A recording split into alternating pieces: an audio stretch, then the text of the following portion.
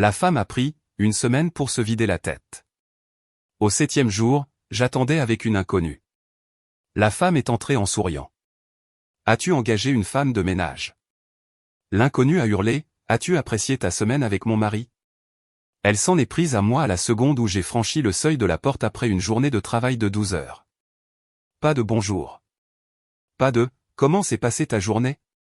Juste un récipient en plastique sur le comptoir et sa voix, assez tranchante pour décaper de la peinture. Tu as encore laissé ta boîte à déjeuner dans l'évier. J'ai posé mes clés dans le bol. Je l'ai rincé à moitié. Ça sent encore. Je ne peux pas rentrer à la maison et trouver ça. Tu étais à la maison avant moi, ai-je répondu en suspendant ma veste. Tu aurais pu la mettre sur l'égouttoir. Là n'est pas la question. Tu ne réfléchis pas. Tu ne me vois pas, j'ai regardé la cuisine impeccable. On se dispute à propos de savon. Elle a croisé les bras. On ne se dispute pas. Je te dis que j'en ai fini de tout porter. Qu'est-ce qui ne va pas vraiment, Claire, ai-je demandé. Parce que le couvercle n'était même pas fermé quand je suis parti. Elle a regardé au-delà de moi, les yeux fixés sur la fenêtre comme si un prompteur s'y trouvait. Je ne sais pas. Je suis embrouillé. Embrouillé comment? Je viens de dire que je ne sais pas, si j'avais su où cela menait, j'aurais gardé mes bottes aux pieds. Je me suis approché de l'évier, j'ai rincé lentement le récipient et je l'ai posé sur l'égouttoir. De quoi as-tu besoin de ma part, maintenant? Réponse concrète, plus d'attention. Elle s'est retournée, a pris son téléphone, l'a consulté et l'a reposé, écran vers le bas. Tu trouves du temps pour le travail, pour la salle de sport, pour ton copain Nathan, mais je suis censé être reconnaissante pour des plats à emporter et des questions sur ma journée. D'accord. J'ai hoché la tête. Alors ce soir. Téléphones éteints, à table, carte sur table. On parle. Je suis là. Je suis fatigué, a-t-elle dit immédiatement. J'ai hâte. Compris, ai-je dit en saisissant l'allusion. Ne sois pas passif-agressif. Je suis littéral. Tu as demandé de l'attention. J'ai offert. Tu passes ton tour. J'ai tiré une chaise. Choisis un soir. Elle s'est mordu la lèvre comme si elle allait tenter l'honnêteté, puis la contourner.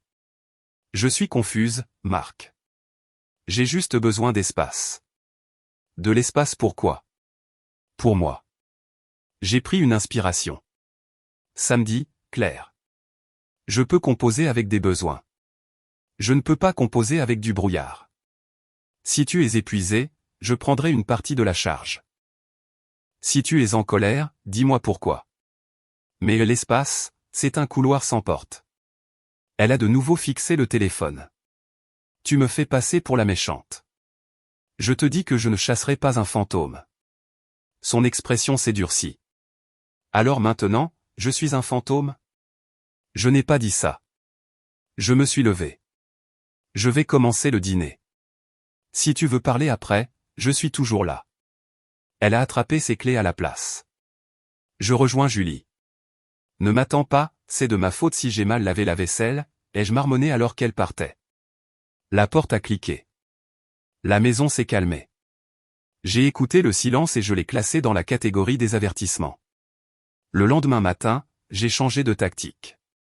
J'avais déjà joué à ce jeu avec des gens qui voulaient un avantage plus que des solutions. Alors, j'ai changé les règles du jeu en premier.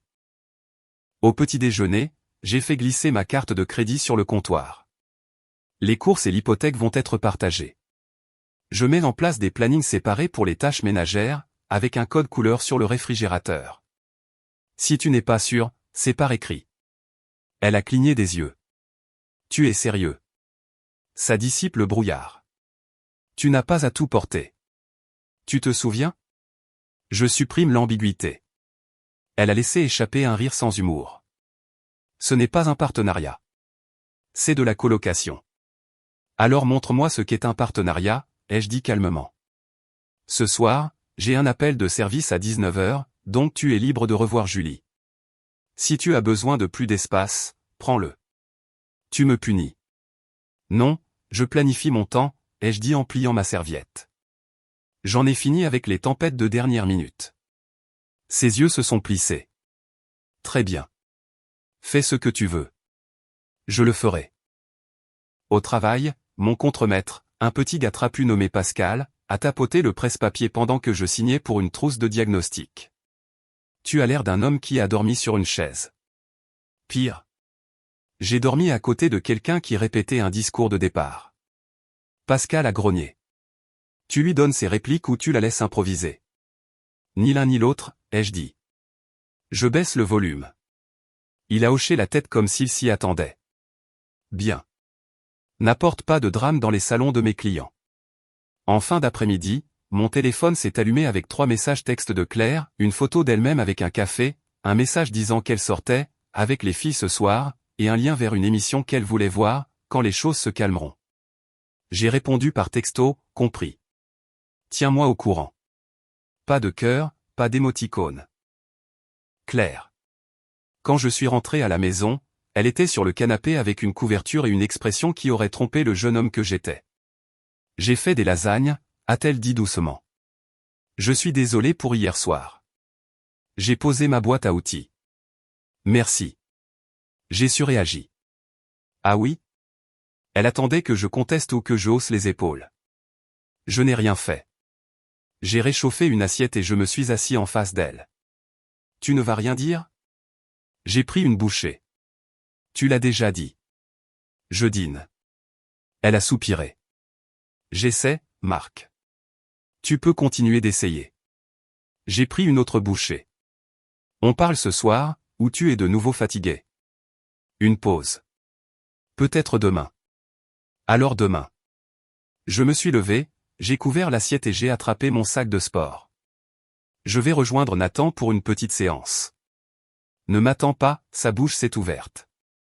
C'est refermé. D'accord. Très bien. Dans le vestiaire, Nathan était appuyé sur le distributeur automatique comme s'il lui devait de l'argent. C'est un ambulancier avec un sens de l'humour détraqué et la capacité d'attention d'un labrador. Tu as l'air d'un homme qui a troqué ses nuits de sommeil contre la gestion d'un budget, a-t-il dit. J'ai fixé des règles, lui ai-je dit. Elle m'a traité de colocataire.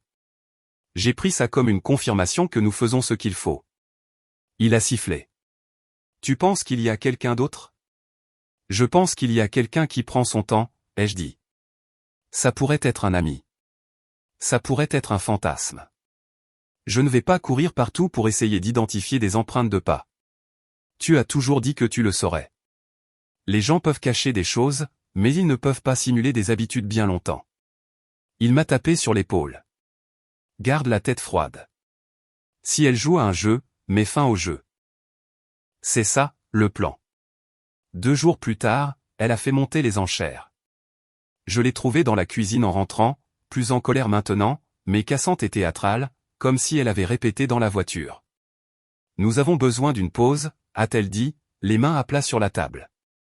J'ai posé mes clés avec précaution. Définie une pause. 1 semaine. J'ai besoin de me vider la tête. Pas d'appel, pas de texto. Je resterai chez Julie. En quoi le lieu est-il important? C'est important pour les urgences. Tu essaies de me contrôler. Je demande une adresse, ai-je dit d'un ton égal. Je ne vais pas livrer des fleurs. Elle a expiré par le nez. Je ne connais pas l'adresse par cœur. Alors en voilà quand tu y seras. Je respecterai le sans contact. 1 semaine blanche. Tu vas juste me laisser partir? Tu es une adulte, ai-je répondu. Si 1 semaine résout le problème, super. Si 1 semaine le révèle, super aussi. Cela la surprise. Révèle quoi? La vérité, ai-je dit. Quelle qu'elle soit. Elle a dégluti. Donc, pas de drame? Pas de drame. Je me suis approché du réfrigérateur, j'ai retiré le calendrier de l'aimant et je l'ai fait glisser vers elle. Encercle ta semaine. Elle a marqué les dates d'une main qui n'était pas aussi ferme que sa voix. À partir de dimanche. D'accord. J'ai regardé le garde-manger. Tu as besoin de bagages. Elle m'a regardé, ne comprenant pas la blague. Je ferai mes valises ce soir. Je t'aiderai à charger ta voiture, ai-je dit. J'annulerai aussi notre dîner en couple avec les Martin la semaine prochaine et je déplacerai mes heures supplémentaires en soirée. Tu auras de l'espace. Tu es bizarre. Je suis organisé. Cette nuit-là, elle s'est déplacée dans la chambre comme une artiste en visite, s'assurant que je voyais bien ce qu'elle emportait et, plus important encore, ce qu'elle laissait. Une photo encadrée, sa robe de chambre, 2 paires de chaussures, des moyens de dissuasion, des repères. Tu es silencieux, a-t-elle tenté. Je garde les mots pour quand ils compteront. Ils ne comptent pas maintenant? Ils compteront, ai-je dit en fermant sa valise. Dimanche matin, j'ai porté ses sacs jusqu'au coffre. Elle m'a serré dans ses bras comme si elle vérifiait si j'avais des armes. Je t'aime, Marc. J'ai juste besoin d'eux. Tu sais, je t'ai entendu. J'ai reculé. Envoie l'adresse par texto quand tu seras arrivé. Elle est partie. J'ai regardé la voiture jusqu'à ce qu'elle tourne au stop, puis j'ai désactivé les alertes de crédit partagées sur mon téléphone, fixé un plafond de dépenses sur le compte joint et appelé mon serrurier. Au coucher du soleil, les serrures étaient les mêmes, mais le code d'accès du clavier était nouveau. Non pas pour l'enfermer dehors. Pour m'assurer que c'était moi qui décidais qui entrait pendant qu'elle était dehors à vivre dans le brouillard. Lundi, j'ai rempli mon temps avec des heures supplémentaires sur un site commercial. Puis je suis allé à la salle de sport. Mardi, une autre journée de travail. Le silence de Claire était épais mais net. Pas de notification, pas de test. J'ai dormi comme un homme qui avait posé une lourde boîte. Mercredi soir, la sonnette a retenti alors que je finissais un sandwich. Je me suis essuyé les mains et j'ai ouvert la porte. Une femme se tenait sur le porche, début de la trentaine, posée, le genre de beauté qui fait penser à des angles plutôt qu'à des courbes. Veste marron, sac fourre-tout, un regard qui semblait avoir déjà pris 3 décisions. Marc, a-t-elle demandé. Oui. Je suis Émilie. Elle a jeté un coup d'œil à la rue. Nous devons parler. C'est à propos de Claire. Mon esprit a cherché une blague et est revenu les mains vides. D'accord. Je me suis écarté. Elle est entrée, a glissé son sac sur la table basse et en a sorti un mince dossier, comme un technicien sortant un devis. Elle n'a pas perdu de temps. Claire est en voyage, a-t-elle dit. Avec mon mari. Le silence est censé être votre allié. À ce moment-là, j'ai eu l'impression de recevoir un coup de clé à molette dans les dents. J'ai besoin de preuves, lui ai-je dit. Non pas parce que je pense que vous mentez. Mais parce que si c'est vrai, je ne veux pas l'entendre. Je veux le voir. J'ai apporté des preuves. Elle a ouvert le dossier, capture d'écran imprimée, photo d'un complexe hôtelier, horodatage, 2 cartes d'embarquement avec des sièges voisins, une confirmation d'hôtel avec leurs 2 noms dans une conversation de planification.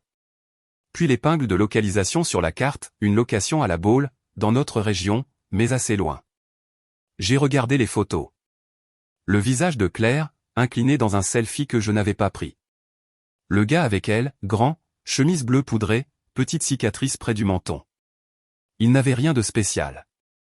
Personne n'a rien de spécial quand votre estomac se noue. Qui êtes-vous pour lui? Ai-je demandé, toujours clinique. Sa femme, a-t-elle dit. Nous sommes mariés depuis 6 ans. J'ai eu un soupçon il y a 1 mois. J'ai engagé un détective privé la semaine dernière. J'ai reçu ça dans ma boîte de réception il y a 1 heure. Votre nom et votre adresse étaient dans sa fiche de contact sur l'une des captures d'écran. D'accord. J'ai hoché la tête une fois, j'ai posé les impressions. Asseyez-vous. Nous nous sommes assis. J'ai versé de l'eau parce que ça donnait une contenance à mes mains. Elle n'a pas touché son verre. Dites-moi tout. Je lui ai tout raconté. Puis nous avons élaboré un plan. Il s'appelle Adam, a-t-elle dit, les yeux rivés sur moi. Il a dit qu'il allait à une conférence avec son manager. Il a pris une valise à roulettes et un costume. Le détective l'a suivi jusqu'à l'aéroport. Il a retrouvé Claire à la porte d'embarquement. Ils se sont envolés dimanche soir. Ils se sont installés dans cette location lundi après-midi. Le détective a vérifié la poubelle aujourd'hui. Il y a des reçus pour 2 dîners et une boutique de souvenirs juste à côté de la jetée. Claire a acheté une écharpe. Bien sûr qu'elle l'a fait, ai-je dit. Elle adore les écharpes. Le genre de phrase qu'on s'entend dire comme un étranger empruntant votre voix. Je ne savais pas comment vous joindre sans faire exploser la situation en public, a poursuivi Émilie. Je ne veux pas de scène. Je veux la vérité en plein jour, sous les projecteurs. Je me suis adossé. Vous êtes à la bonne adresse. Elle a relevé le menton. Qu'est-ce que vous voulez faire? Premièrement, ai-je dit, nous ne les appelons pas. Nous n'envoyons pas de textos. Nous n'alimentons pas le spectacle. Deuxièmement, nous passons à la paperasse. Propre, rapide, sans théâtralité. Troisièmement, nous les retrouvons chez moi quand ils reviennent. Le 7e jour. Pas de surprise, juste des conséquences. Vous êtes calme, a-t-elle observé. Je travaille avec l'électricité, ai-je dit. J'ai appris à garder les mains fermes quand tout vibre. La rage fait sauter les plombs. Il faut garder le courant. Elle a presque souri. J'apprécie ça. J'ai pris mon ordinateur portable. Je rédige une séparation. Vous pouvez utiliser mon notaire. Nous n'avons pas à en faire une bataille, mais nous n'allons pas prétendre ne pas avoir vu ce que vous m'avez apporté. Elle m'a regardé taper, puis a sorti son téléphone. Je programme un serrurier pour chez moi aussi. Bien, ai-je dit. Budget? J'ai déjà déplacé la moitié de nos économies sur un compte séparé, a-t-elle répondu. La carte commune est plafonnée. S'il veut acheter une écharpe, il peut utiliser la sienne. Malin. J'ai jeté un coup d'œil vers elle. Des enfants? Non. Nous non plus. J'ai expiré. Alors faisons ça bien. Nous avons travaillé. Ce n'était ni romantique ni cinématographique. C'étaient deux adultes construisant un pont au-dessus d'un cratère. Nous avons listé les factures communes, séparé celles que nous pouvions ce soir, et pris des rendez-vous. Elle m'a donné l'adresse de la location. J'ai affiché la carte et j'ai fixé la rue comme si elle pouvait recracher la vérité à travers l'écran. Que allez-vous dire quand elle entrera? A demandé Émilie. Très peu de choses, ai-je dit. Les mots ne valent plus grand-chose une fois que le respect a disparu. Je serai clair par la configuration de la pièce. Elle a hoché la tête. Pareil. En partant, elle s'est arrêtée sur le seuil. Vous avez géré ça. Pas comme la plupart des gens. Je me suis entraîné pour les tempêtes, ai-je dit. Ah, dans 7 jours, a-t-elle répondu et elle est partie dans la nuit comme si elle en était la maîtresse. J'ai fermé la porte, j'ai appuyé ma tête contre elle, puis je me suis redressé. Je n'ai pas appelé Claire. Je n'ai pas appelé Nathan. J'ai lavé l'assiette de mon sandwich, je l'ai séché et je l'ai rangé. 4e jour. Le silence avait une nouvelle saveur. Pas l'angoisse. L'anticipation. Pascal s'est arrêté à mon poste à midi et m'a regardé assembler un disjoncteur comme si j'exécutais un tour de magie. Tu es plus silencieux que d'habitude, a-t-il observé. Je planifie, ai-je dit. Il s'est gratté la barbe. Tu planifies des vacances? Une fête de bienvenue, ai-je répondu. Pascal a grogné. Apporte des chips. Après le travail, je me suis arrêté chez ma voisine. Madame Dubois, une enseignante à la retraite avec une langue plus acérée que la plupart des politiciens, m'a fait signe de monter sur son Porsche. On dirait que tu as mangé un citron, a-t-elle dit. Je voulais juste voir si vous pouviez garder un œil dimanche, lui ai-je dit. J'attends une livraison. Elle m'a lancé un regard qui disait qu'elle n'était pas née de la dernière pluie. Quel genre de livraison nécessite des témoins? Le genre où quelqu'un prétend n'avoir jamais vu le colis, ai-je dit. Elle a hoché la tête, comprenant plus que ce que j'avais dit. Je peux arroser mon Porsche aussi longtemps que nécessaire. Merci. Samedi soir, Émilie a envoyé un texto, notre détective les a suivis partant au dimanche matin. Arrivé vers midi. J'ai répondu, ma porte sera ouverte à 11h45. Elle a répondu par un simple, compris. J'ai déplacé les affaires de Claire. Pas sur le trottoir. Non pas pour punir, pour clarifier. Ses vêtements sont allés dans des boîtes, étiquetées avec une gentillesse que je ne ressentais pas. Je les ai chargés dans mon camion, je les ai conduites chez ses parents tôt le dimanche matin et je les ai déposées dans le garage. Sa mère a ouvert la porte en robe de chambre. Marc, a-t-elle demandé, surprise. Qu'est-ce que c'est que tout ça? Claire a demandé une semaine pour réfléchir, ai-je dit. Elle rentre à la maison aujourd'hui. Je lui donne l'espace pour le faire chez vous. Le visage de sa mère s'est décomposé. Vous deux? Nous parlerons plus tard, lui ai-je dit, patient mais net. S'il vous plaît, gardez ça pour elle. Elle saura pourquoi. Sa mère a hoché lentement la tête. D'accord. Sur le chemin du retour, je me suis arrêté au magasin pour acheter de l'eau et du café. Pas de collation, pas de théâtralité. La maison ressemblait à un décor de théâtre pour une conversation qui avait été répétée dans différentes pièces. À 11h40, Émilie est arrivée. Elle portait un jean, un t-shirt uni, et ses cheveux en un simple chignon. Uniforme anti-drame.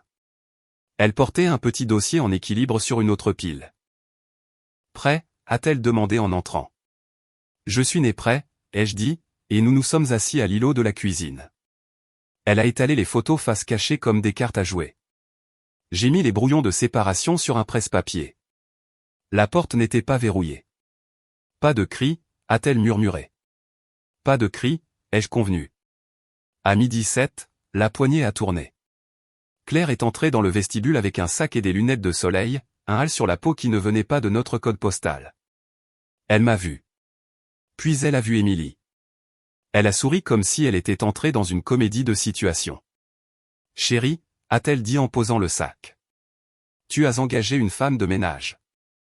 Elle a ri de sa propre blague. La chaise d'Émilie a raclé le sol. La digue a cédé dans sa poitrine d'un seul coup. Pas une goutte de larmes, mais un déluge. Tu as apprécié ton voyage avec mon mari, a-t-elle lancé, la voix plus forte qu'elle ne se l'était promis. Claire s'est figée comme si le sol s'était transformé en glace. Je peux expliquer. Ne le fais pas, l'a coupé Émilie. Vous avez réservé des vols l'un à côté de l'autre. Vous vous êtes installés ensemble dans une location. Tu as envoyé des photos de la jetée à mon mari en lui disant que tu étais confuse. Claire a tourné ses yeux vers moi. Marc, je ne savais pas qu'il était marié. Il a dit qu'ils étaient séparés. J'ai ri, un rire court et sec. Tu savais que tu étais marié, toi, non? Sa bouche s'est ouverte. Aucun son. Elle a de nouveau regardé Émilie. Je ne savais pas, tu en savais assez pour le cacher, a rétorqué Émilie. Elle a brandi une photo. Vous avez pris ça ensemble hier. Il porte la chemise que je lui ai achetée le mois dernier. Tu pensais qu'elle venait d'un magasin sans passer? Claire a tenté de se ressaisir. Marc, peut-on parler seul? Non. J'ai fait glisser le presse-papier sur le comptoir. On ne fait pas d'aparté. Les documents sont rédigés. Tes affaires sont chez tes parents. Le code de la porte est changé. C'est fini. Elle a cligné des yeux rapidement, comme pour réinitialiser l'écran. Quel document? Séparation, ai-je dit. Je garde la maison. Tu prends ta voiture. Nous partageons les comptes proprement. Tu es libre de te vider la tête autant que tu veux. C'est insensé, a-t-elle murmuré. On peut arranger ça. Tu as eu une semaine pour réfléchir, lui ai-je dit. J'ai fait une erreur. 2 billets d'avion et une location au bord de l'eau, ce n'est pas une erreur, ai-je répondu. Même à froid, c'est un plan. Elle a resserré sa prise sur le sac. S'il te plaît, Marc. Nous avons une histoire. Nous en avions une, ai-je corrigé. Tu l'as échangée contre une carte postale. Émilie a placé une deuxième photo sur l'îlot, face visible, la main de Claire dans celle d'Adam, l'a jetée derrière eux. Claire a tressailli. Émilie n'a pas scié. Adam est en route pour chez nous, m'a dit Émilie, sans s'adresser à Claire. Il pense que nous sommes sortis pour le déjeuner. Apporte-lui les papiers, ai-je dit. Tu peux utiliser mon imprimante si tu as besoin de nouvelles copies. Elle a hoché la tête et a rassemblé la pile. Claire a tendu la main comme si elle pouvait physiquement arrêter la paperasse. Ne fais pas ça, lui ai-je dit doucement. Tu as déjà arrêté l'autre chose. Marc, a-t-elle supplié, les yeux enfin humides. Peut-on au moins parler ce soir? Je te dirai tout. Je chercherai de l'aide. Nous pouvons programmer une thérapie. Je ne programme pas mon propre manque de respect, ai-je dit. La porte est juste là. Elle a secoué la tête, les larmes coulant maintenant. Tout le monde fait des erreurs. J'étais perdu. Je t'aime. J'ai souri sans chaleur et j'ai désigné la porte avec mes yeux. Pas de discours, pas de scène, juste la forme d'une fin. Elle est restée là, tremblante entre deux vies. Puis elle a soulevé son sac, s'est retournée et est partie. La porte s'est refermée avec un son que je n'avais entendu qu'une seule fois auparavant, le jour où notre vieille machine à laver avait finalement rendu l'âme. Doux, final, sans drame. Juste fini. Émilie a expiré comme un plongeur remontant à la surface. Vous êtes beaucoup plus froid que je ne le pensais, a-t-elle dit. Je ne suis pas froid, ai-je répondu. J'en ai fini. Elle a hoché la tête. Je rentre à la maison pour accueillir mon mari. S'il essaie de jouer la comédie, ne l'interrompez pas, ai-je conseillé. Laissez les preuves faire leur travail. Elle a ajusté le sac sur son épaule. Merci. Pourquoi? Pour ne pas m'avoir fait traverser ça seule. Vous ne l'avez jamais été, ai-je répondu. C'est juste l'impression que ça donnait. Elle est partie. J'ai préparé du café et j'ai appelé mon frère pour lui dire que j'aurais besoin du camion pendant quelques jours. Il a dit, enfin, et j'ai ri. 1 heure plus tard, mon téléphone a vibré. Émilie, il a essayé de parler. Je lui ai montré les photos. Il a fait un sac. Il déménage dans une location à court terme. J'ai répondu, bien. Elle a texté, ça va. J'ai renvoyé, mieux que bien. Le travail du lundi ressemblait à une église, un rituel calme et déterminé. Nathan m'a rejoint sur le parc de stationnement après ma journée. Tu as l'air d'avoir perdu 10 livres, a-t-il dit. J'ai laissé un fardeau à la porte. Il a haussé un sourcil. Tu veux des hamburgers? Je conduis. Ce soir, je suis occupé, lui ai-je dit. Je nettoie les affaires communes. Ah, la grande division des spatules. Il a souri, puis est redevenu sérieux. Ça va, mec? Je ne suis pas en colère, ai-je dit. Je suis lucide. Il a hoché la tête, puis s'est penché comme un conspirateur. Au fait, j'ai vu l'amie de Claire, Julie, au marché. Elle a dit que Claire est en train de se mettre en ordre, comme si elle était une unité de stockage. Elle peut mettre l'étiquette qu'elle veut sur l'étagère qu'elle veut, ai-je répondu. J'ai déjà fermé l'entrepôt. À la maison, j'ai mis en boîte le reste de ses livres, les photos encadrées, les tasses souvenirs de voyages que nous n'avions pas faits. J'ai gardé celle avec mon père d'une fin de semaine de pêche. Tout le reste est allé dans le garage pour être récupéré plus tard dans la semaine. J'ai récuré la cuisine, mis des draps propres sur le lit et ouvert une fenêtre pas pour le symbole, pour l'air. Mardi, Claire a texté, pouvons-nous parler demain? Juste 30 minutes. J'ai fixé le message, puis j'ai posé le téléphone face contre table. 10 minutes plus tard, j'ai tapé, non. Tout ce dont tu as besoin est chez tes parents. Elle a répondu, s'il te plaît. Je n'ai pas répondu. Mercredi après-midi, Émilie a appelé. Il a signé, a-t-elle dit. Il a essayé de négocier. Je lui ai tendu les photos. Il s'est tu. Bien, ai-je dit. Je suis libre ce soir, a-t-elle poursuivi. J'allais prendre un verre pour marquer le moment. Ça a l'air triste dit à voix haute. Pas du tout, lui ai-je dit. Ça a l'air honnête. Retrouve-moi chez Pierre. On trinquera avec de l'eau gazeuse comme 2 personnes pas drôles. 19h. 19h. Chez Pierre était à moitié plein de retraités regardant un match de baseball en sourdine et de 2 types en cravate se disputant à propos d'une présentation. Émilie se tenait à la porte comme si elle n'était pas sûre d'avoir le droit d'entrer. Je lui ai fait signe de s'approcher. Vous avez l'air moins sur la défensive, ai-je dit alors qu'elle s'asseyait. J'ai dormi, a-t-elle répondu, surprise. Je ne pensais pas que j'y arriverais. On se donne moins de crédit qu'on ne le mérite. Elle a étudié mon visage. Vous ne tournez pas en rond. Il n'y a rien à ressasser, ai-je dit. C'est arrivé. Nous avons réagi. Le barman est venu. Nous avons commandé des eaux avec du citron vert. Il a hoché la tête comme s'il avait déjà vu ça et nous a laissé de l'espace. Émilie a levé son verre. Aux sorties propres. J'ai trinqué avec le sien. Au fait de ne pas acheter d'excuses dont nous n'avons pas besoin. Elle a souri. Vous êtes vraiment une machine. Je suis un homme qui a versé ses larmes il y a 5 ans, quand mon père est mort, ai-je dit. Ça, c'est juste de la paperasse. Elle m'a regardé un instant, puis a hoché la tête. Je vous crois. Nous avons d'abord parlé de choses pratiques, puis de choses plus légères. Elle était chef de projet dans une clinique. Elle courait tôt le matin.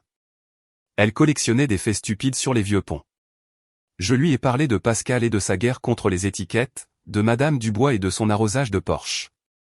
Nous avons ri une fois, un rire vrai et rapide, non pas parce que quelque chose était drôle, mais parce que nous le pouvions. À 21h, nous avons marché jusqu'au parc de stationnement. Elle m'a regardé comme s'il y avait un virage sur la route qu'elle n'avait pas encore décidé de prendre. N'interprétez pas ça, a-t-elle dit, souriant à moitié. Mais merci d'être décent. J'aime pouvoir me regarder dans le miroir, ai-je répondu. Nous nous sommes étreints. Ce n'était pas électrique. C'était stable. Jeudi matin a apporté la contre-tactique prévisible. Claire s'est présentée sur mon Porsche avec un sac en papier et une coiffure qu'elle utilisait pour les excuses. J'ai apporté des muffins, a-t-elle dit doucement. Je ne mange pas de muffins, ai-je répondu à travers la moustiquaire. Tu en mangeais avant.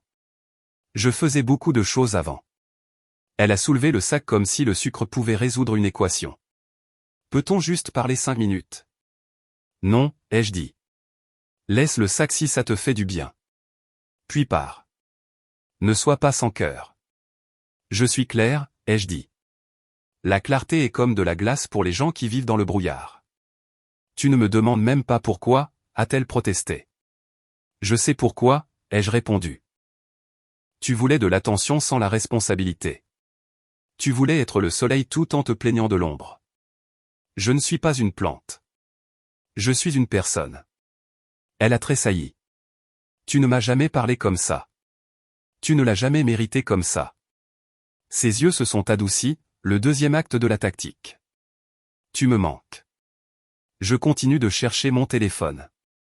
Et puis je me souviens. Je me souviens aussi, ai-je dit. Ça ne change juste pas ce que je fais ensuite.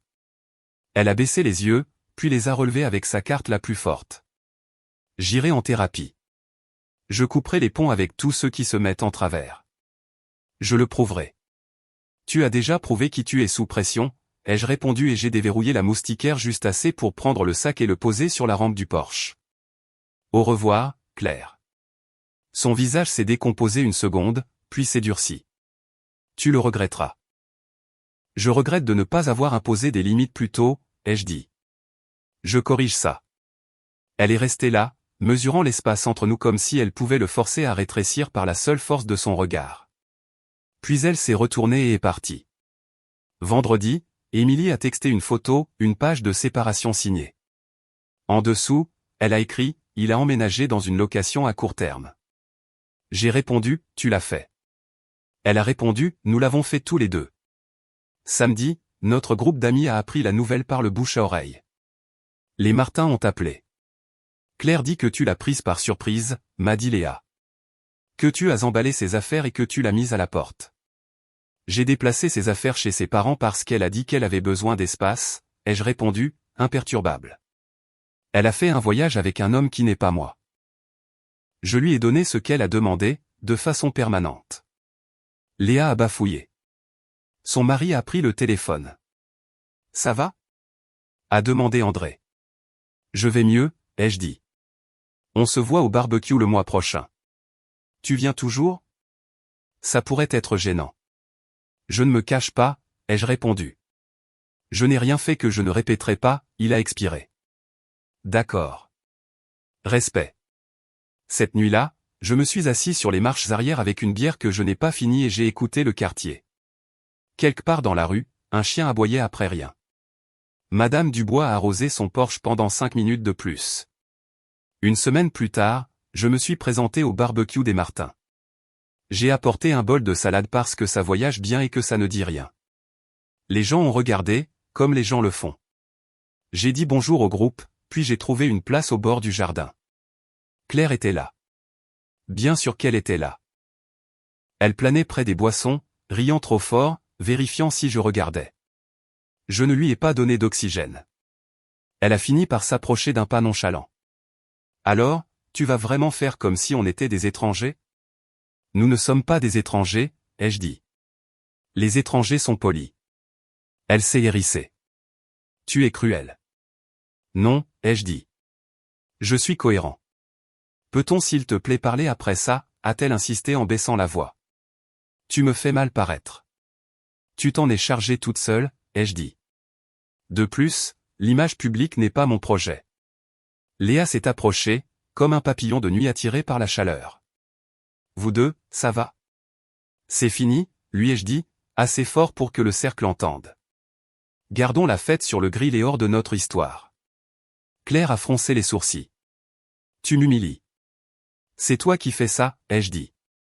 Moi, je ne fournis juste pas de rideau. Elle a sifflé. Tu veux vraiment faire ça ici? Je ne fais rien, ai-je répondu.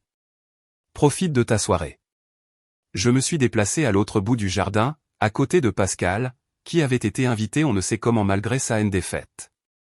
Il m'a tendu une assiette en carton. J'ai apporté des chips, a-t-il dit. Parfait, ai-je répondu. Le mari de Léa m'a fait un pouce levé depuis le grill, une excuse cuite dans le geste. J'ai haussé les épaules. Ce n'était pas son problème. La fête est revenue à la normale après ça. Alors que le soleil se couchait, j'ai dit un au revoir net et je suis parti. Dans mon rétroviseur, j'ai vu Claire regarder la rue comme si elle pouvait livrer une fin différente. 2 mois ont passé. Paperasse, logistique, une maison silencieuse qui a commencé à redevenir un lieu. J'ai remplacé le canapé. J'ai réparé la porte grinçante de la buanderie. J'ai acheté un camion d'occasion qui ne se plaignait pas quand je le chargeais de bois. J'ai pris une journée de travail supplémentaire, puis je l'ai laissé tomber pour partir une fin de semaine au lac de Grandlieu avec Nathan. Nous avons pêché. Nous nous sommes disputés sur la meilleure façon de cuire un steak. Nous n'avons pas parlé de brouillard. Émilie et moi nous envoyions des textos de temps en temps. Nous nous sommes vus 2 fois pour un café dans un endroit près de la rivière. Nous n'avons pas flirté. Nous avons gardé la surface de la conversation en ordre. En dessous, quelque chose vibrait, mais nous ne sommes pas descendus là. Un samedi après-midi, elle m'a invité chez elle pour l'aider à déplacer une étagère. Elle était neuve, lourde. Nous l'avons transportée à travers son salon, et elle m'a donné de l'eau et un sourire reconnaissant. Vous continuez de répondre présent, a-t-elle dit. J'aime les lignes droites, ai-je répondu, conscient de l'ironie. Elle a ri. Moi aussi. Nous sommes restés là, une étagère à moitié montée entre nous, sans la toucher, sachant tous les deux qu'il s'agissait de plus que de bois. Elle a secoué la tête. Pas encore, a-t-elle dit doucement. Pas encore, ai-je acquiescé. Nous avons célébré nos papiers signés seuls, puis ensemble. Nous n'en avons pas fait une grande affaire. Nous sommes allés dans un restaurant et avons commandé des crêpes à midi parce que les règles ne s'appliquaient plus. Elle a trinqué avec du soda, j'ai trinqué avec du café. Nous avons reconnu le feu que nous avions traversé et le fait que nous n'étions pas partis en fumée. Quand les gens demandaient, je leur donnais la version courte, nous avons évolué dans des directions différentes. C'est fini. Je vais bien. S'ils insistaient, je répétais la même chose. Je n'avais rien à prouver. Claire a essayé 2 fois de plus avec des messages tard dans la nuit qui sonnaient comme le fantôme d'une promesse.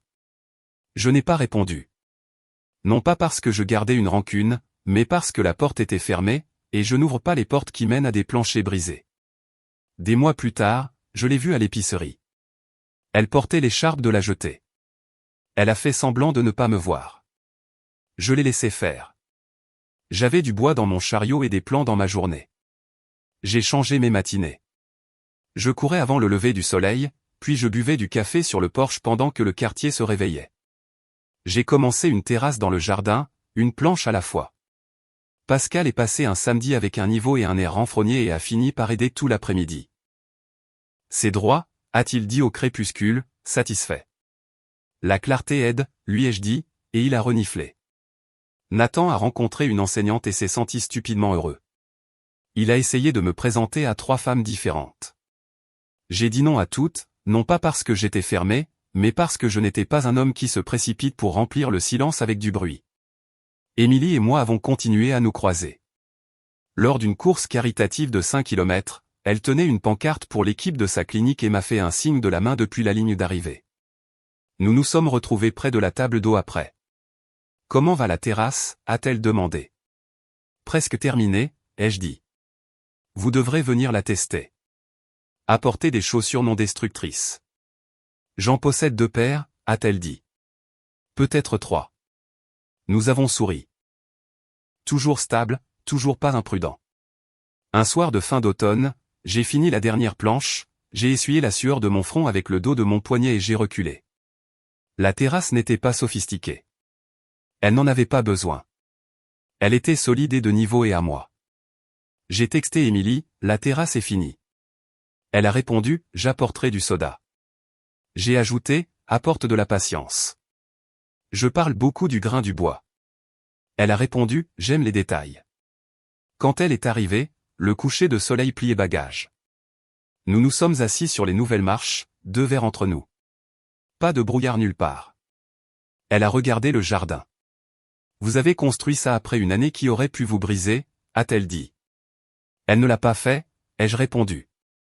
Elle m'a appris ce que j'exige. Et qu'est-ce que c'est? Le respect, ai-je dit. Des plans calmes, pas de brouillard. Elle a hoché la tête.